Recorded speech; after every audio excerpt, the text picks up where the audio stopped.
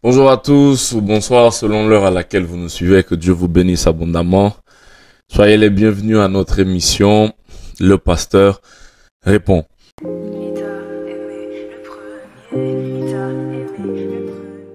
Voilà, comme d'habitude, nous allons répondre à des questions que des frères et des sœurs nous posent sur différents sujets. Et aujourd'hui, en fait, on va, par la grâce de Dieu, essayer de répondre encore à des questions, toujours et toujours selon la parole de Dieu. Sans plus tarder, on va passer directement aux questions qui nous ont été posées. Et aujourd'hui, en fait, on a pris des questions qui allaient les unes avec les autres. En fait, il y a 3 questions qui vont ensemble. Et on va faire en sorte de répondre aux 3 par une seule réponse. Et je pense que tu seras encore et encore, par la grâce de Dieu, édifié. Alors, sois très attentif là où tu es et c'est parti. La première question, c'est: bonjour pasteur. Étant en cheminement ou observation avec un garçon, quelles sont les limites à avoir et comment réussir à se discipliner face au sexe opposé? Donc, étant en observation avec un garçon, je suppose que c'est une sœur qui a posé la question. Okay. Deuxième question. Quelles limites se mettre avec le sexe opposé pour éviter d'avoir des sentiments? Très très bonne question. Et la troisième et dernière, comment commencer une relation ou rentrer en phase d'observation? Moi, je pense que les 3, elles se rejoignent, elles se ressemblent, elles se rejoignent aussi. En gros, si je peux les résumer en une seule question, c'est comment commencer une relation amoureuse, en fait, en Christ. Aujourd'hui, étant des chrétiens, comment est-ce qu'on commence? À quoi ressemble en fait le début d'une relation amoureuse avec une sœur ou avec un frère, etc. C'est pourquoi qu'on parle de limites, ça veut dire que c'est les débuts et tout. Donc voilà, on parle de avoir une relation en mettant des limites, sans avoir des sentiments, etc. Se discipliner. Donc on parle du début d'une relation. Alors, ce qu'il faut savoir premièrement, la chose vraiment première à mettre en avant, c'est bannir dans ses pensées le modèle ancien. Le modèle ancien, ça veut dire la manière de faire du passé. Parce que la manière que nous avions en fait de faire avant d'arriver en Christ, c'est la manière mondaine. Déjà ça, c'est quelque chose qu'il faut vraiment le savoir. La première chose à faire, c'est de ne plus considérer la manière dont on faisait avant. La façon qu'on s'y prenait avant pour avoir une relation, pour être avec quelqu'un. Parce que la manière à laquelle on faisait, c'était pas celle selon la parole de Dieu. Et on ne peut pas rentrer en Christ et garder ces mêmes manières de faire, ces mêmes habitudes, ces mêmes appellations, etc., etc. Vous voyez ce que je veux dire? Quand je dis manière, c'est un ensemble de choses. Tu peux pas rentrer dans une relation en disant que c'est ma meuf. Tu vois, ça rentre même dans les expressions parce que les expressions vont avec tout. C'est ma meuf, c'est mon gars, c'est ma go. En Christ, c'est pas ton gars, c'est pas ta go.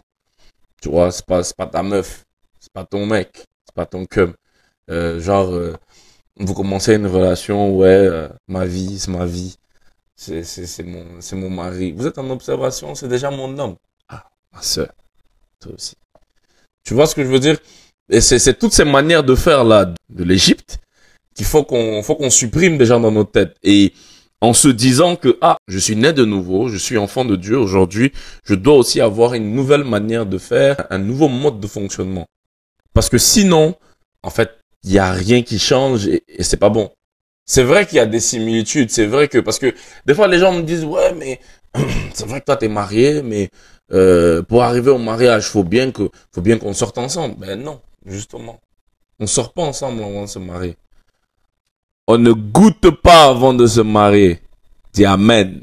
Tu vois, c'est toutes ces choses-là, toutes ces pensées-là qui viennent en vrai du monde, qui viennent en vrai de la jeunesse, tu vois, de notre manière, notre mauvaise manière de faire, qui risque de nous rattraper en Christ, mais on va abolir ça au nom de Jésus.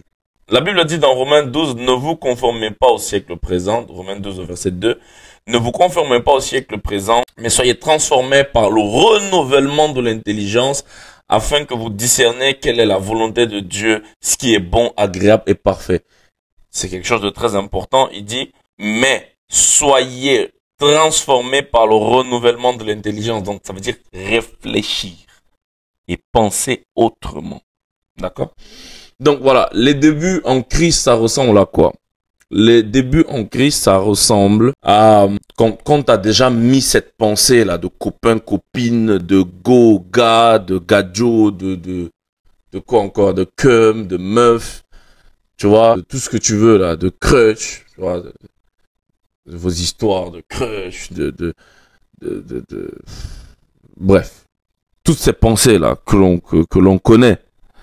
Quand on a déjà mis ça de côté et on sait que ça ne rentre pas dans une manière de réfléchir d'un chrétien, qu'est-ce qui se passe? Si quelqu'un te plaît, si un homme ou un garçon ou une fille te plaît, la première chose à faire, c'est de faire en sorte d'avoir dans sa tête que je veux apprendre à connaître la personne. Faut changer, tu vois, déjà ce truc-là, je veux sortir avec elle, je veux apprendre à connaître la personne. C'est vrai que même n'étant pas en Christ, il y a des personnes qui ont cette démarche-là, mais c'est pas la majorité déjà. Il faut qu'on soit vrai là-dedans. Vous voyez ce que je veux dire? C'est pas la majorité. Et il faut qu'on se mette ça en tête déjà, premièrement. On apprend à connaître quelqu'un. Cheminement ou observation, on n'est pas dans l'intimité, on n'est pas dans les promesses. Ça, c'est très important. Les promesses, les engagements et l'intimité ne font pas partie du cheminement. Quand on apprend à connaître quelqu'un, on fait pas des promesses. On se projette pas. On est en train d'apprendre à se connaître. On n'est pas en train de parler du futur nom de notre enfant. Non. Ne sautons pas les étapes. En fait, tu apprends à connaître la personne. Tu es enfant de Dieu, tu as une conscience de ta destinée, de ce que Dieu veut faire avec toi. Tu as un appel à répondre, etc., etc. En fait, tu fais déjà ça. Donc, il y a la partie de la prière où tu pries pour savoir connaître la volonté de Dieu vis-à-vis de la personne. Est-ce que Dieu veut vraiment que vous soyez ensemble, etc., etc.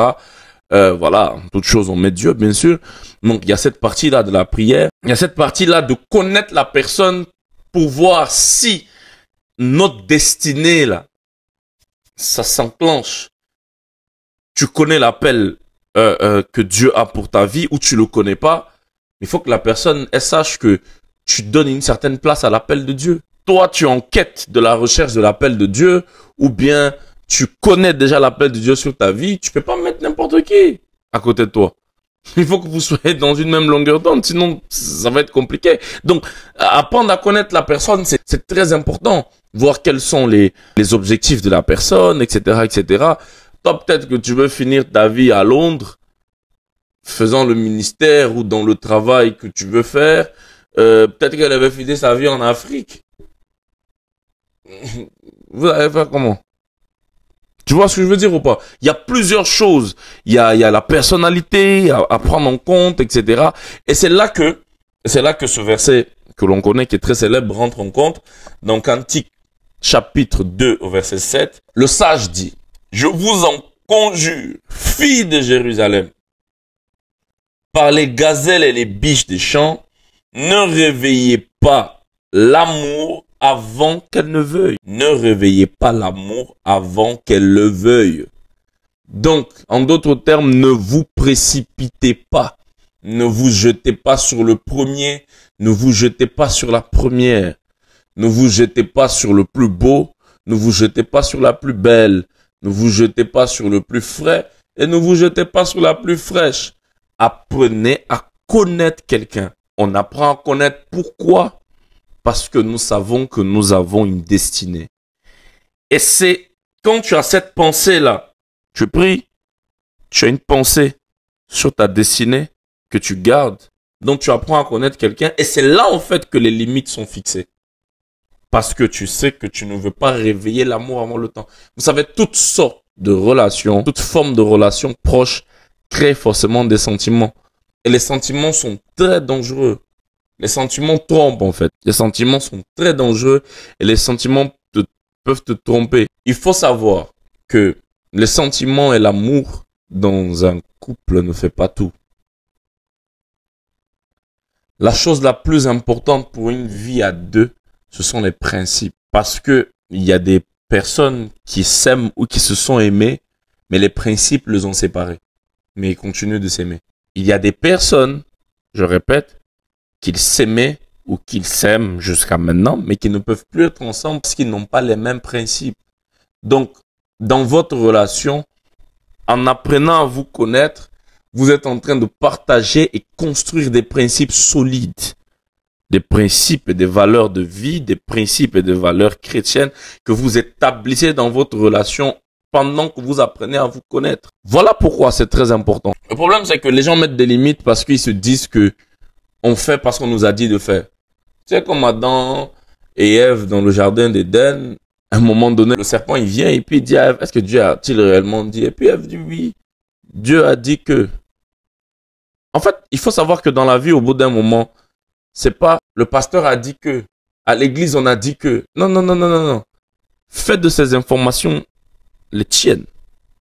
Fais en sorte à ce que ces informations, en fait, ces enseignements, ne soient pas ce qu'on t'a dit, mais ça soit tes principes à toi-même, parce que c'est la parole de Dieu. Donc, quand tu réfléchis ainsi, quand tu penses comme ça, tu peux maintenant commencer à établir des principes dans ta vie et dans ta relation. Et ensuite, quand les principes sont établis, les sentiments, les caractères, etc., on va se compléter, ça va s'enclencher, etc., et on marche, on s'entend, on fait des concessions, etc., voilà, et on construit, on est constructif dans une relation. On ne se précipite pas. Faites attention à ne pas vous précipiter. C'est important de vous connaître vous-même. C'est important de connaître l'autre. Quand tu te connais toi-même, tu sais que tu es sensible. Tu fais attention au rapprochement. Quand tu te connais, tu sais que tu es assez dur, tu es assez exigeant. Tu fais en sorte de faire attention à quand tu te rapproches de quelqu'un pour ne pas imposer quelque chose à quelqu'un que demain après il ne pourra pas assumer. En fait, il y a plusieurs choses. Il y a vraiment plusieurs choses. Il faut faire très attention. J'essaie pas de vous faire peur, etc. C'est pas le but. Mais c'est juste pour vous dire que c'est constructif. C'est constructif et que vous ne devez pas vous précipiter dans les sentiments, dans ce que vous ressentez l'un pour l'autre, etc., etc. Apprenez à vous connaître. Prenez le temps de connaître l'autre. Vous connaîtrez jamais assez, certes, mais ayez des bonnes bases et établissez des bons principes. Et les limites, dans Proverbe 23, verset 10, il dit, ne déplacez pas la borne ancienne. N'entre pas dans le champ de l'orphelin. Ça veut dire que quand tu ne mets pas de limites, tu sais que derrière, il y aura des conséquences qui vont te détruire, vont te faire mal. En fait, mettre des limites dans une relation, c'est avantageux pour vous deux.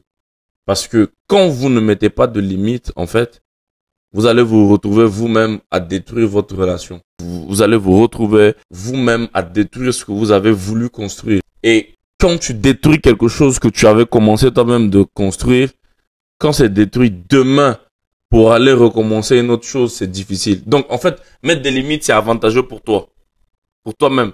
Pour ne pas sortir d'une relation blessée et avoir du mal après à te remettre dans la bonne relation, en fait. Amen. Donc, en fait, c'est vraiment quelque chose de assez bénéfique pour nous-mêmes. Les limites ne sont pas là pour nous handicaper, pour nous faire du mal, etc. Les limites sont là pour justement nous aider à nous construire davantage, pour nous aider à nous faire devenir des personnes matures, des personnes mûres. Amen. Donc, les relations, elles dépendent de comment est-ce que vous posez les bases. Et le dernier conseil que je veux vous donner, c'est faites en sorte d'être suivi. Quand vous voulez commencer une relation avec quelqu'un, etc., faites de tout pour être pour que vous soyez suivi. Prenez des conseils des personnes qui sont déjà passées par là, etc. Ça va vous faire gagner du temps. Ça va vraiment vous faire gagner du temps. N'écoute pas le conseil de ton ami juste parce que c'est ton ami. Elle va te dire, vas-y, meuf, vas-y, fonce. Quelqu'un d'expérimenté, quelqu'un de spirituel, ton berger, ton pasteur, ton père, ta mère, va t'aider à faire des bons choix, à prendre des bonnes décisions, etc. C'est très, très important. Très important. Faites-vous suivre. Faites-vous suivre par votre pasteur local. Faites-vous suivre par quelqu'un qui vous connaît, par quelqu'un qui vous aime. C'est très important. Sinon, vous allez faire des erreurs. Vous allez commettre l'irréparable. D'accord? Je prie que tu prennes ces conseils, que tu le mettes en pratique et que ça te fasse du bien à toi et ton avenir. Que Dieu te bénisse abondamment et à très bientôt pour notre prochain Le Pasteur répond. Sois béni.